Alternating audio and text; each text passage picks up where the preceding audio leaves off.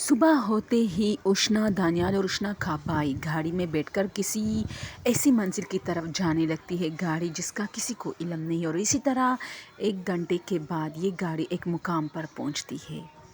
ये लोग जब अंदर जाते हैं तो एक सफ़ेद दाढ़ी वाली, एक बहुत ही बारौनक और बहुत ही सफ़ेद पोश इंसान, एक बुज़ुर्ग बैठा हुआ होता है। उष्ना जैसी अंदर जाती है वो कहता है, बड़ी थकावट हो रही है, तुम्हें बहुत थकन हो रहा है, बहुत थक चुकी हो। ख़ुद को बचाने के लिए क्या कुछ नहीं करना पड़ा। और जब दानियाल उसके सामने जाता है तो वो कहता है, अपनी मोहब्बत की हिफाजत और बचाने के लिए तुम यहाँ तक पहुँचे हो, तुम लोग ज़रूर कामयाब होगे।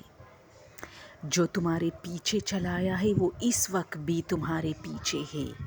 वो घबराया हुआ है और वो कैद होना नहीं चाहता, लेकिन मैं उसे कैद करूँगा। या तो वो आज ये कसम उठाएगा कि आइंदा तुम दोनों को तंग नहीं करेगा, और या मेरे कैद में रहेगा। ये सुनते ही उष्णा के जो फेस होती उसकी, उस पर हवाएं उड़ने लगती है। वो पीछे देखती है लेकिन उसे कुछ नज़र नहीं आता। और वो सफ़ेद पोश बारोब इंसान कहता है, नहीं मेरी बेटी, वो तुम्हें नज़र नहीं आएगा। अब वो जान गया है कि तुम उसे कैद करने की कोशिश कर रही हो। उसका दिल टूट गया है। उष्णा रो पड़ती है क्योंकि उसको बचपन वाला अपना दोस्त याद आ जाता है, जिसका दिल अक्सर टूटा हुआ करता था और उष्णा उन्हें संभालती थी। खैर, कुछ देर के लिए उष्णा चुप होती है, रो रही है क्योंकि वो दानियाल को भी नहीं छोड़ सकती। लेकिन हाँ, उसको ज़रूर छोड़ सकती है क्योंकि वो एक इंसान नहीं था बल्कि एक आग का बना हुआ मखलूक था, यानी जिन। उष्णा उस सफ़ेद दाढ़ी वाले बारोब शख्स से कहती है, हाँ, मैं उनसे छुटकारा चाहती हूँ। मैं नहीं चाहती कि वो मेरे और मेरे शौहर के बीच में आए, लेकिन आपसे एक दरख्वास्त है, उसे कभी अजियत मत देना, बस उन्हें मुझसे दूर रखना।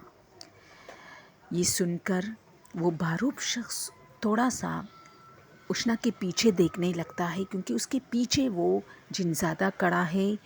और जैसे वो बारूब शख्स की आंखों में आंसू आ जाते हैं। दानियाल उनसे कहता है कि बाबा जी, क्या कोई बहुत बड़ा मसला है? वो कहता है, मसला तो बहुत बड़ा है, लेकिन अब तुम लोग यहाँ आए हो तो सब कुछ ठीक हो जाएगा।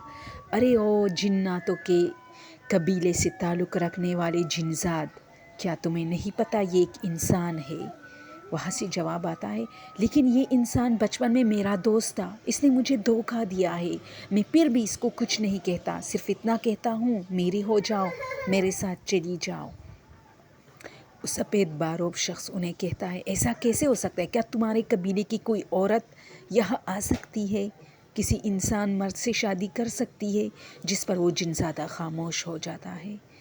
फिर आवाज़ आ जाती है, हाँ, नहीं कर सकती, लेकिन मेरे कबीले की किसी औरत ने इंसानों के कबीले में किसी मर्द से दोस्ती भी तो नहीं की है। जिस पर वो सफ़ेद बारोब शख्स कहता है, तुम जिस दोस्ती की बात कर रही हो वो मासूमियत में हुई थी। उसे पता नहीं था कि तुम कोई और मखलूक हो और तुमने ख़ुद उसकी तरफ हाथ बढ़ाया था। इस पर उष्णा भी खामोश है और दानियाल भी, लेकिन दानियाल बार बार पीछे देख रहा है और उसे कुछ नज़र नहीं आ रहा। अब उष्णा चाहती है कि उसे वो नज़र आए जो बचपन में उससे मिला करता था, क्योंकि अब उष्णा की आंखों में हसरत है।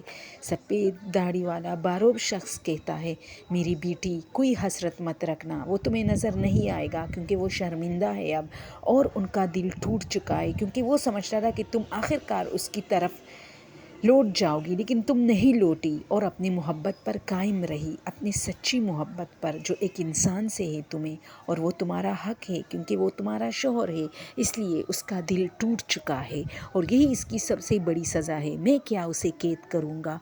वो ख़ुद इस अजियत में कैद हो चुका है।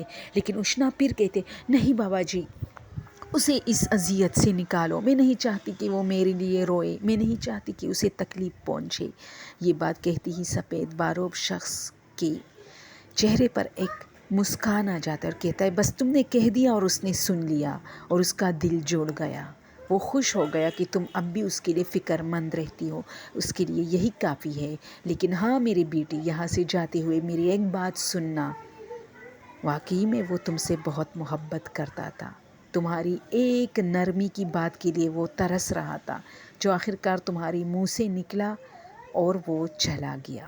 اب وہ تمہاری زندگی میں کبھی نہیں آئے گا، لیکن میں نے اسے قید نہیں کیا بلکہ اس کے راستے الگ کیے ہیں۔ اب وہ اپنے ہی قبیلے میں کسی کے ساتھ شادی کر کے خوش ہونے کا ایک کوشش کرے گا، جس پر دانیال اور اشنا خوش ہو جاتی ہے اور وہاں سے لوٹ کر ایک گاڑی میں بیٹھتے ہیں۔